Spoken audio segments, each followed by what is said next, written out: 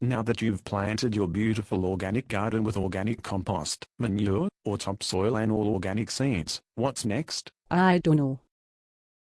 Well, you wait. Perhaps the better portion of your experience in the garden will be waiting.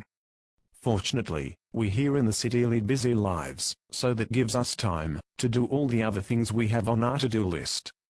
Keep in mind that this waiting is not like standing in line at the DMV or post office, where is no telling if they are actually doing something while you wait. In the garden, countless chemical reactions and dramatic life and death scenarios unfold every second. And while we may only catch a glimpse of a mere fraction of these soap operas unfolding as we do our daily watering and periodic weeding, we are surprisingly involved in much that occurs, whether we realize it or not. Wow. A few drops of this here, and a hunk of that there, and the entire fate of our garden will have completely changed. While there are many options available to you, this may be the most critical juncture for keeping your garden truly organic. Organic? Your goal as a gardener is to recognize the immeasurable amount of activity already going on, not interrupt the important processes at work, and promote preventative measures as best you can. If there was a simple rule to follow, it might be less is better. While this applies to much in life, in the garden, this means we can't take our standard approach of dumping every little organic this and organic that in our garden. Keep it simple. I see. Otherwise you won't have the slightest clue what works and what doesn't. Try out 1 or 2 amendments, and see how they work. Find the pulse of your garden, and stay in tune with it. This may be one of the few places in your life you can do this, and see the effects in the long run.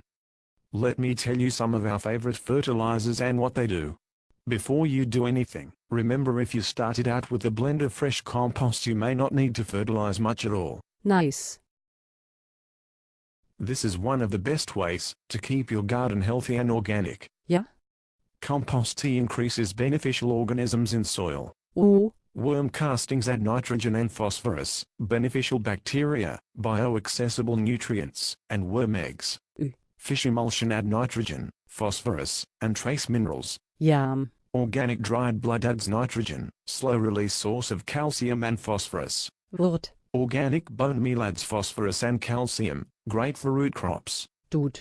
Mycorrhizal fungi aids in the uptake of nutrients by plants' roots. Chicken poop adds nitrogen, plus gives you, or your fellow urban chicken lovers somewhere, to put all that white gold. Bat guano Poop. adds nitrogen to the soil. Kelp potassium, trace minerals, slow release of nutrients.